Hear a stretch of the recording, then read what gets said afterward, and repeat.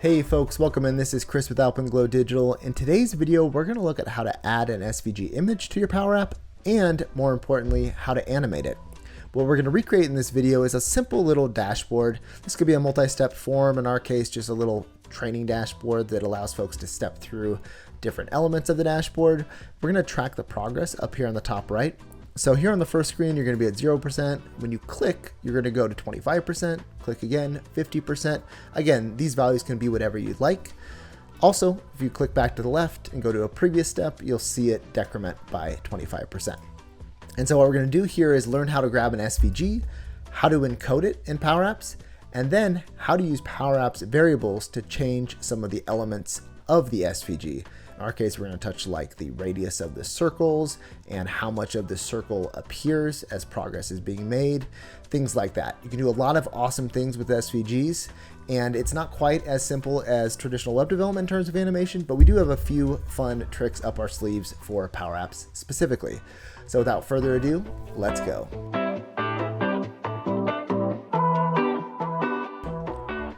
Hey folks, welcome into Power Apps. Quick reminder, if you haven't created a Power App in a while or are looking to create one for the first time, come over here to make.powerapps.com, or if you're logged into a Microsoft service already in your browser, click this little button up here at the top and you will see all of the applications you have access to, including Power Apps. So let's pop through here and we're going to create a really simple blank canvas app. I don't care a ton for this particular case about the type of app it is. I always like the responsive ones. Sometimes they'll give you containers and things like that right out of the box. Sure enough, Power Apps did give us a few containers right out of the box, which is great. Quick overview, we've got one large container here that is a vertical container, so it's going to stack things. And then it has three child elements, this header section, this main content section, and then a footer section. And the header section is a horizontal container, meaning elements that I add to it are going to be side by side. The main content section right here is a vertical. You can see this little icon here. It's a vertical container, meaning stuff is going to stack top to bottom. And the footer is also horizontal, meaning things will stack side by side. So the first thing I want to do really quickly is add a quick text label and then an image placeholder that's eventually going to be our SVG graphic. All right, because the purpose of this video is focused on SVGs and how to animate them, I don't want to take up too much time, but I do want to kind of build a few elements in here so this feels like a real application. This is going to be my header. We'll call it Internet Essentials Training. Pretend like we are kind of creating a training module that you can click through. And then also in this header, I'm going to have the image, which will eventually be our SVG. I'll give us a placeholder for now. I want to make this a little bit taller, make the container maybe 100. And then I want things to be vertically aligned in the center and then space between, so this gets pushed out. We will add flexible width, so this has a little bit more room. And then make that maybe bold and 24 pixels. Okay, that's good enough for now. In the footer, let's add a couple arrows that will allow folks to go back and forth between steps. So here in our footer, let's just add a couple icons.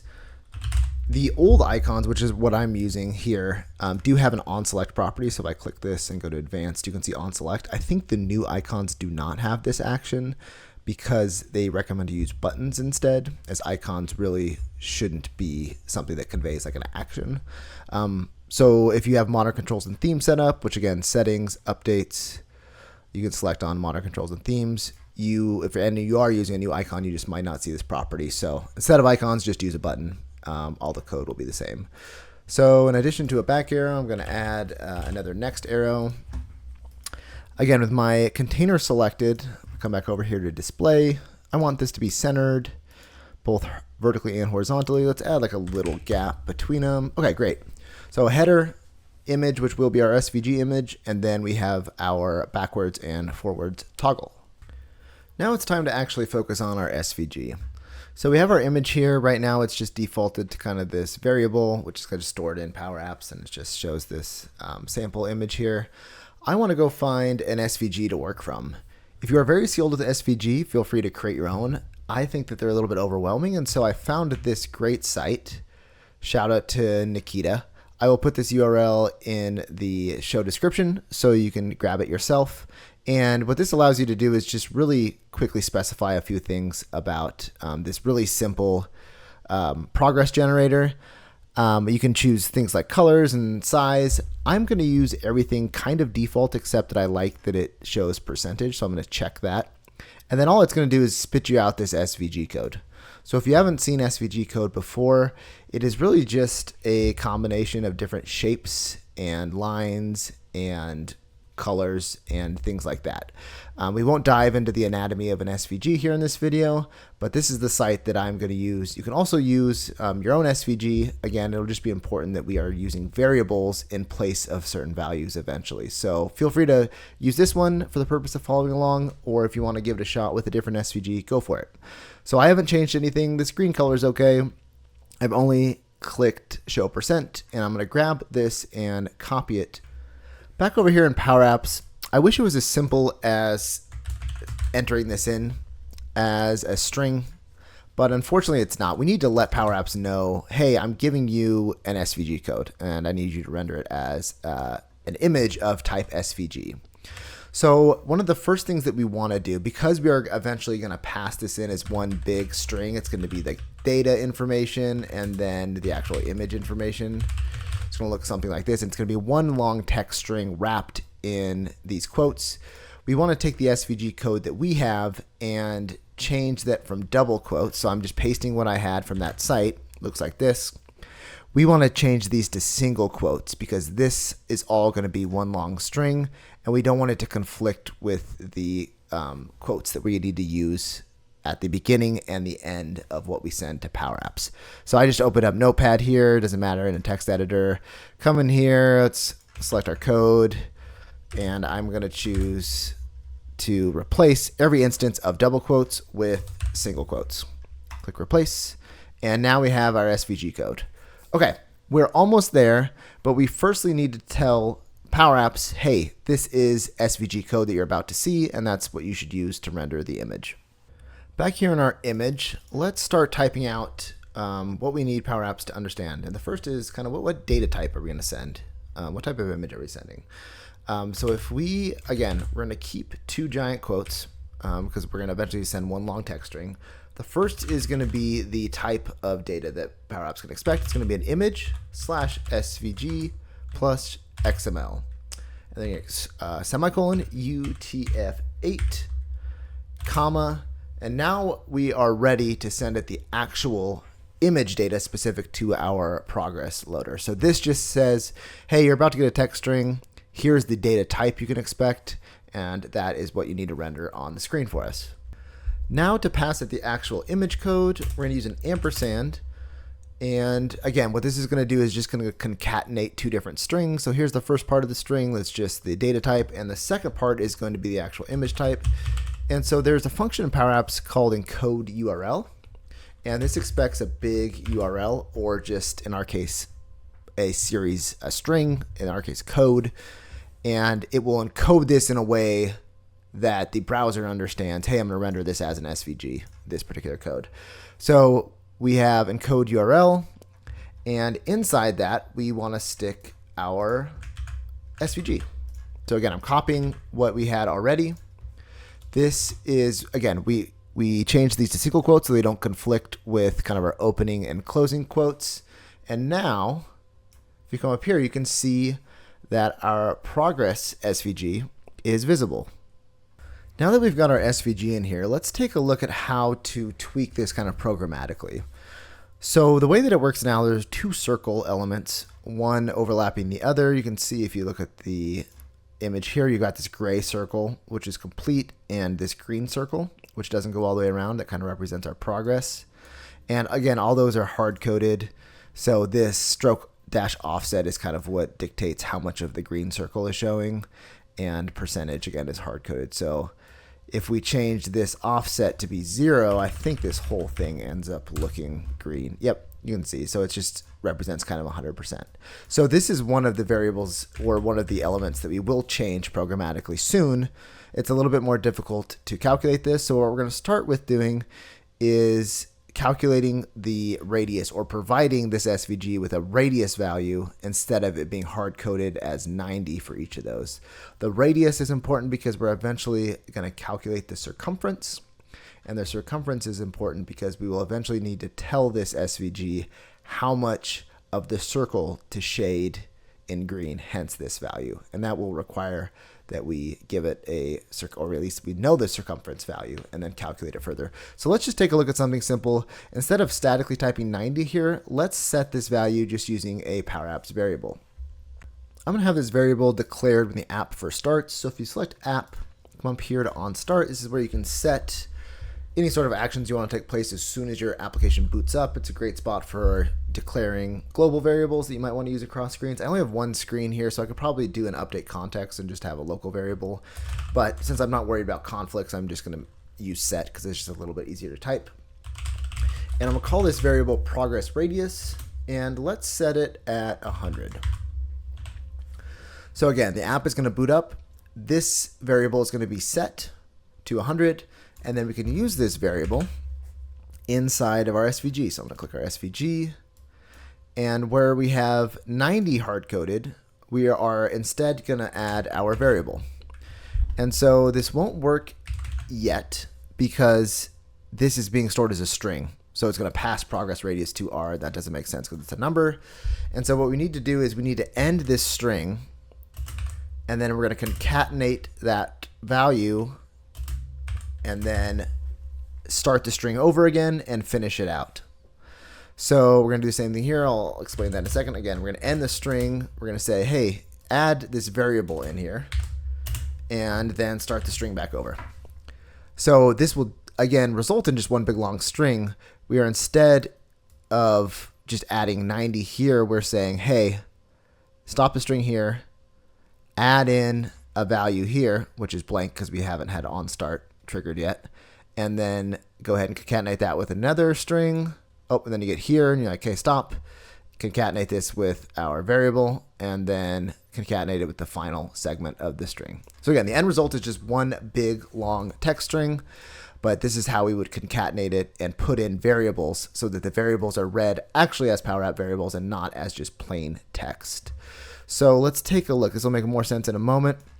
So you can see we have no circle right now, because this progress radius is set to blank because we haven't triggered on start. So if you right click app, click run on start, you will see that these, so the circle's back. And so it's slightly larger. The last value was 90. So here, if we did like 50, for example, and now I click run on start, you can see it's tiny. But I think 100 looks pretty good. So let's set that back to 100 and run on start again. The nice thing about this is once you set up your formula, you can just really easily tweak your radius, and the correct amount of circle will be shaded because it's going to use the radius to calculate the circumference, which will eventually be used to calculate the amount of shading. So that's why I like to use this here as a global variable. Okay, let's move on. Since we have our progress radius set, let's just go ahead and set the circumference value too. Since we will use that shortly, and it's helpful since we already have our radius set, let's just add it right below this. So I'm going to call a new variable. This is going to be called progress circumference. And if you remember back to your algebra or geometry days, the circumference of a circle is 2 pi r. So in our case, it's going to be 2 times pi, which again, I'm just going to do 3.14 times our radius, which we already know. So we've got that set. So if I run start again, it'll calculate both of these. You can see the value here is set to 628. And so if you whipped out a calculator and did 2 times 3.14 times the radius, here's the value you would get. So again, we're not using this in the SVG quite yet, and so nothing changes. But what we are going to do is use it here in the SVG to change the stroke dash offset. And so we'll play around with that in a second, and we can show you what it does, and then we will talk about how to use the circumference to determine how much of this is actually shaded. So before we go back into the SVG, we're missing one really important variable, and that is the actual progress value that we want to show here. And so when the app first starts, it probably makes sense for that progress value to be 0. So let's create a new variable here again on start. This is going to be called progress percent, and we're going to set that to 0. And so this is the value that we will eventually change throughout our application. And we're going to use this value also to determine how much of the circle is filled in. So we've got that here now. And now we have the elements that we need to come in here to our SVG and augment our stroke-offset correctly. Temporarily, I moved my SVG out from my header and just here into the main body, simply because we do want to have this box expanded so we can work on the SVG code, and it just covers up the graphic itself. So when you're all done, you can again move it back in your header if you want to, but this will help illustrate things a little bit better so we can see things. As I mentioned, stroke-offset is what dictates how much of the gray is showing versus kind of the green. So this value right here corresponds to what was given to us by default, which is 79%. If we increase this value, you will see more of the gray show, less of the green. Keep going all the way up until you get to like the full circumference of this circle, and then you will have no green showing at all. So this is the value that we want to change programmatically and have that correspond to kind of the percent that we're at. So if we're at 0%, we want no green to show. If we're at 25%, we want it to show a quarter of the way, and so forth. So we, just like we did over here with progress radius, we are going to insert a variable, or at least a calculation here, instead of providing it with just a static value. Just like we did previously, we are going to end up kind of creating a separation here. So we're going to end this first part of the string, ampersand, and then we're going to restart the string over here again. So right between these ampersands is where we are going to add our formula or our calculation. So the calculation that we're going to provide is using our circumference, so our progress circumference, and is going to be multiplied by 1 minus the progress percent divided by 0, or pardon me, divided by 100. And so let's take a step through this and understand kind of how this works. Before we delve into this formula again and explain it a little bit further, one thing that I did forget is that this stroke dash array, which kind of dictates how the strokes of the SVG are painted, needs to match the circumference of our circle. So right now this is set to be in the circumference of the old circle, which is when this was hard-coded as 90. And let's just change this programmatically so this always kind of works based on whatever radius and therefore circumference we decide to use. So just like we did previously, you're going to finish that first string, ampersand, ampersand, start the string back up. And inside here, we're going to pass it our circumference.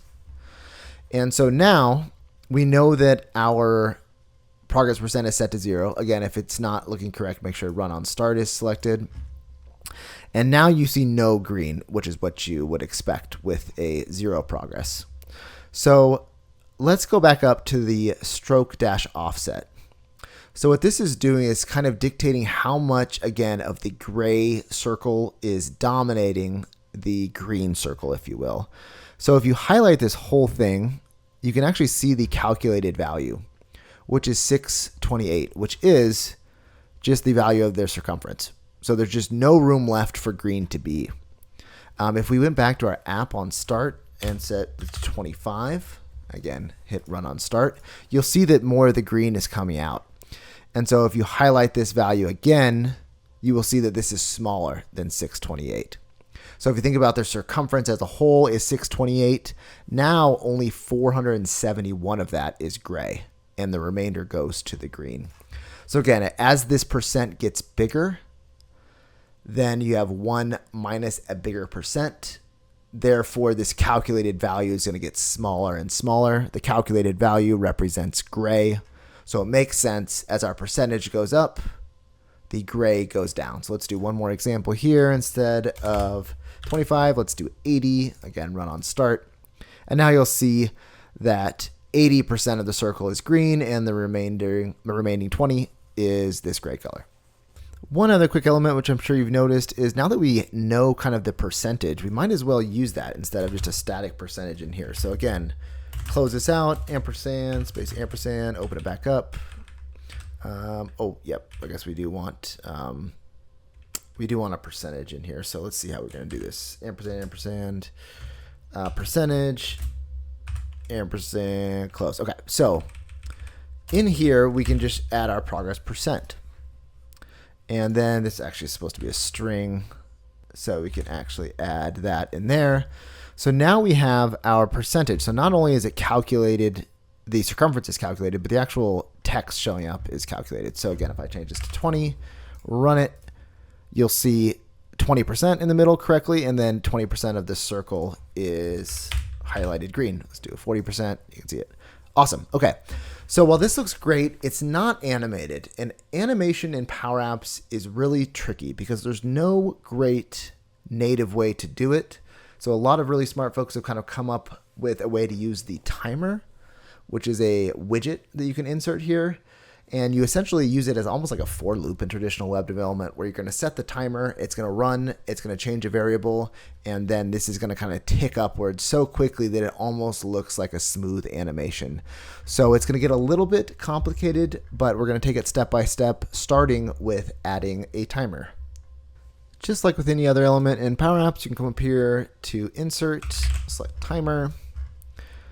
It's not the prettiest looking thing in the world, and that's okay because we're going to eventually just turn the visibility off. So it's going to be kind of secret, hidden. Maybe I'll put it down here in the footer. We're just going to use it for its functionality and its ability to kind of loop through and change variable values, so which we'll eventually use to change the percentage value. So we're not worried about it too much aesthetically. We'll keep it here for now. This is the duration that it takes to run. I think this is in milliseconds, so I think this maybe corresponds to 6 seconds.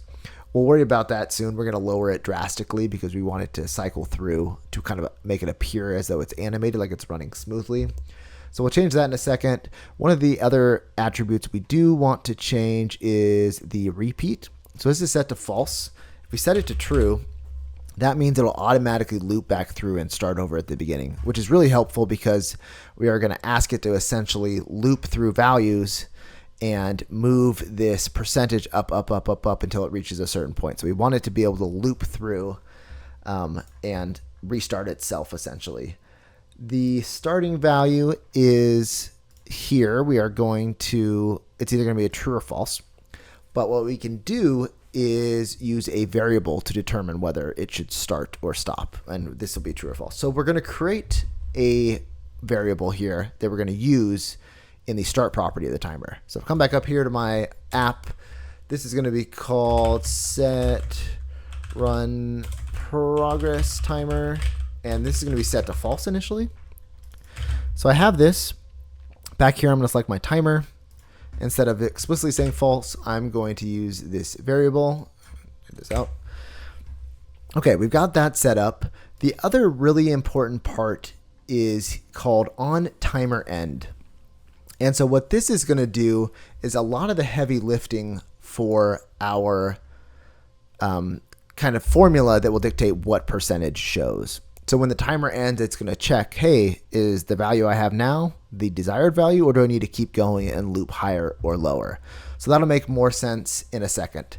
Before we get there, we do want to add one last variable to our app, and that is going to say, hey, what percent are we supposed to be climbing or decreasing to? Here back in app, I'm going to call that value progress percent target. We're going to default it to 0. We're also going to default the baseline percent 0.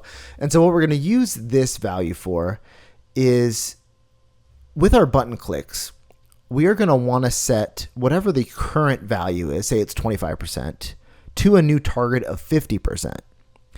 And so then we're going to use our timer to loop through this little function that's going to climb incrementally, in our case, from 25 to 50%.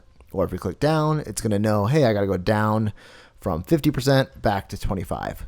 So we're going to use this progress percent kind of where we currently are and our progress percent target variable to indicate where we want to go.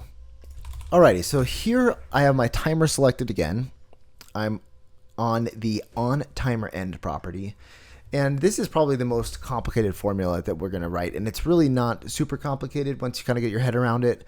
But what we're going to do is, again, use our timer to either increment or decrement our current progress percent based on where we need to go, whether we need to go higher or lower based on our progress percent target variable. So this is going to kind of be one big if statement. So the first part of it, it's going to be like, hey, do we need to go higher or do we need to go lower? So the first part of that is, what's our progress percent? If it's less than the progress percent target, that means we need to increase. The way that we're going to increase is we are going to keep updating our progress percent variable. So I'm going to set, again, this is not setting the variable for the first time, but in this case it's updating it, our progress percent. And the value I want to set it to is the minimum of progress percent plus 1 or progress percent target. So let's break this down a little bit. So what this is saying is if our current progress percent is less than where we're trying to go, our target, I want to update our percentage to be the minimum of either ourselves plus 1 or our percent target, whichever is smaller. And so what this minimum function is going to help do is ensure that we never surpass our target as our number is climbing in this case. And it's also going to set the progress percent most likely to this one, which is going to be itself plus 1. So it's going to loop from 0 to 1 to 2 to 3, and it's going to keep going until it gets to the point where this is no longer correct. And our current location, our progress percent, is no longer less than progress percent target. And then at the end here, we're going to have a final false condition for this if statement that will stop our timer from looping. And we will do that in a second. But for right now, we want to cover our other case, which is what happens if our target is less than our percent. So we're decreasing. So it's going to be very similar. So if we are not looking to increase, there's a good chance that we're looking to decrease. And so very similar to the couple lines above, we're going to check, in this case, if our progress percent is greater than our progress target percent.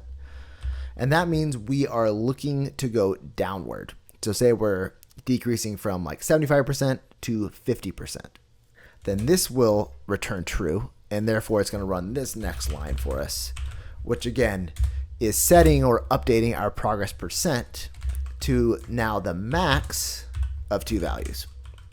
Either progress percent minus 1, because again, it's going to kind of increment or decrement by 1 every time, or our target. So if we are higher than we want to be, we are going to update our progress percent to itself minus 1 or the progress percent target, whichever is higher. And so with this, again, not a big deal when you're using plus or minus 1, but if you were using plus or minus different numbers, there's a chance that you could loop downwards past your target, and you don't want to do that. So this maximum function is ensuring that you never go below your target in the same way that this one is ensuring you never go above your target as you're looping. And the final condition here, so if this is false, then it checks this. If this is false, then the two numbers must be equal, and therefore we want to stop our timer.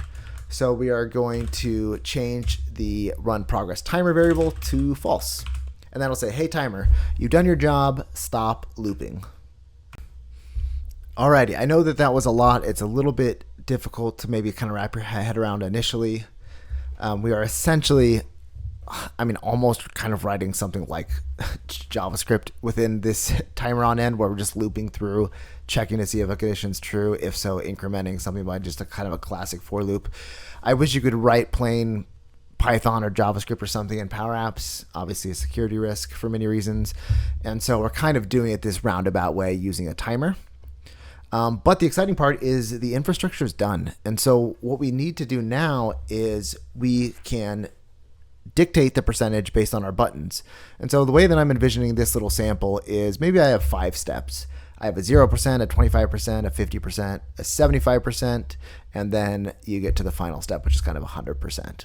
And we'll show kind of different content based on the step that you're on. And so what I'm going to do here is I want these buttons to either move you forward 25% or move you back 25%. Again, with some caveats. If you're at 0%, I don't want you to be able to go back anymore. If you're at 100%, I don't want you to be able to go forward anymore. But for now, let's just take a look at how to add some information to the onSelect property that allows us to go back 25%, or in this case, forward 25%, because we're at 0. So I have my forward button selected because again, we're starting at 0. So I'm just going to do that first. And I have the onSelect property. So instead of false, what I want to do is we're not really going to touch the actual progress % variable. That's all kind of getting dictated by the timer. What we do want to say is like, hey, what's your target? Where do I want this percentage to go? And then our timer is going to determine, hey, do I need to go up or down? I will change the % variable, the progress % variable accordingly. So on select, I want to set the progress % target to be, let's say, the progress % target plus 25. So we're going to set this to itself plus 25. So if it's at 0, that's actually, let me make sure I run on start. Okay, come back here. All right, it's set to 0, and then I want to set it to, in this case, 0 plus 25 is 25. One thing that I am going to do here is I'm going to add another safeguard. I don't want this to ever go above 100. So I'm going to add the minimum function, which is going to say take the smaller of either progress % target plus 25 or 100. So this way it'll never be more than 100. And in the same way on the back button, I will make sure that it's never less than 0. Okay, so I've got that part. And the other thing we want to do, of course, is we actually want to run our timer. So we want to tell our timer to run. We're going to say, hey, I got a new target for you. Go ahead and run until it gets to the end of the loop, which will be when our current progress amount, which is 0, equals our target of, in this case, 25. So let's play it. One thing that's a little bit funky with timers is if you hold Alt, you can usually interact with a Power App just like you would normally. But with timers, I haven't had that experience. I've had to actually go up here and play the app. So let's play this. So I don't know why our timer jumps around so much, but nevertheless, when you play it, here's our timer. Okay, you can see our timer working and nothing's changing. And the reason is because this is set to a very, very long duration by default. So let's take a look. So if you come in here to the timer, go to your duration property, it's set to 6 seconds. And obviously we don't want our little progress circle to increment that slowly. So if we change that to 100, come back here, run on start to reset all your properties, play it, click the forward button, and now you see we go from 0 to 25. And the circle closes all the way to 25%, or at least the green circle does. Now that might be too slow still. There is a limitation. You can't obviously have things run 1 millisecond in Power Apps forever. It's just really not possible. I think even at 10 milliseconds, this is probably not actually running at 10 milliseconds, but it is quicker than it is before. So if you click it, and now you see your number increase. So if I clicked it again, it goes from 25 to 50. 50 to 75, and then 75 to 100. And so what's nice is I can't have this go higher than 100 because I have that max function right here, or pardon me, that min function, which is saying, hey, make sure that this never gets above 100, so the minimum of 100 or wherever we're at. So that's great. So we're going to do kind of the opposite thing here to our back button. So I'm actually going to copy the entire thing from our forward button, and I'm going to click our back button. Again, on select, paste this. Now our safeguard is going to be max so that it never goes below 0. So max is 0. And then we want to take our current progress target and decrease it by 25 and then start our timer. So let's go ahead and run on start again, reset this to 0. I'm going to click play. We're going to go forward and then we're going to go backwards. So now, as you can imagine, somebody's looping through. They're going step to step.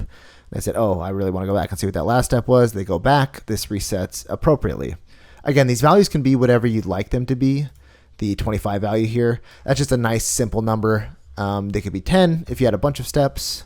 You can really just choose. And the nice thing is that this will adjust accordingly. There's one minor nicety that I'd like to do here, and that is, if we do get to 0, I don't want folks to be able to even click the back button, even though it won't do anything. So if I have the icon, the back icon selected, and I go to display mode, instead of just having it be edited all the time, what you can do is do a little if statement that says, if our progress % is 0, then the display mode is going to be disabled. Otherwise, the display mode is going to be edit, which means somebody can interact with it. And so now, oops, I guess I don't need that. If I play it and I go back to 0, then you'll see that this goes away. And so that's just kind of a nicety. I'm going to do the same thing over here to our forward button. Again, I'm going to select the button and go to display mode. And in this case, if it is set to 100, I want it to be disabled. And so as you loop through here, folks can click this a bunch of times. And so now we have a couple safeguards in place. One, we have a min-max value, and now we have kind of this grayed out if you can't go any higher or lower. Let's do a few things to get this to the finish line. So I'm going to cut my SVG, put it back up here in the header. Our timer, again, I'm just going to stick right here. It's not within any of the containers, so it's just floating over here. I'm going to change the visible property. Right now, you can just toggle it off. So again, this is still running in the background. So if I press play, you can see that this still runs. The timer's still doing its thing. There's just no point in it being kind of down there and visible. Let's go through, and there's one kind of small, this is a nice to have. If you notice, let me restart this. When it's set to 0, it's a little bit off center to the left. And then when it gets to 100, it's a little bit off center to the right here. Let's take a look at this real quick. If we wanted to change the progress percent to 100 to display that, you can see how it's a little off center here to the right. So what I like to do is, let me run that again. You can actually just the same way we augmented other parts of the SVG, it's this X property that is dictating how much to the left and the right it is.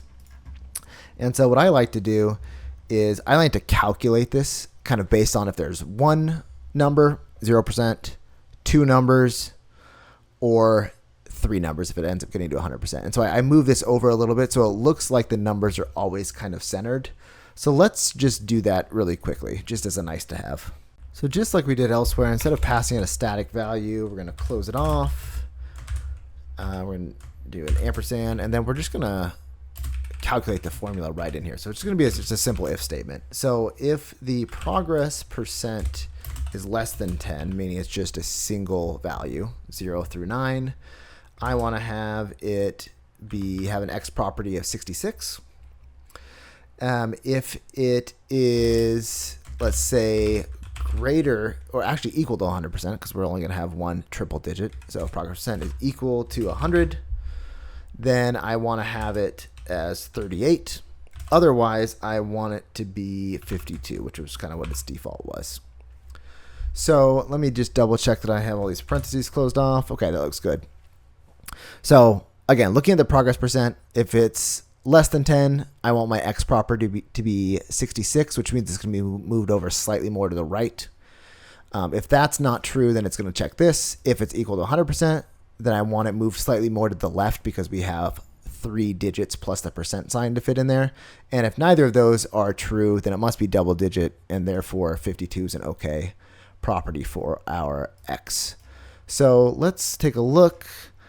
Let me just run on start real quick to make sure everything's good to go. So you see it already kind of centered here, which is 0, which is nice. And then as it gets to double digits, you can't even really see it jump. It does move slightly more centered. And then when we finally get to triple digits, again, you can't really see it, but it does ensure that 100% is still kind of centered. So just a fun way to be able to tweak different elements within your SVG. All right, the last thing I didn't want to take up everybody's time, but I did add, within our main body container, I added other containers for the steps. So in my process, when I'm envisioning, you start at 0, then you're on step 1, 25% is step 2, 50 step 3, 75 step 4, and then once you get to 100%, you're considered done.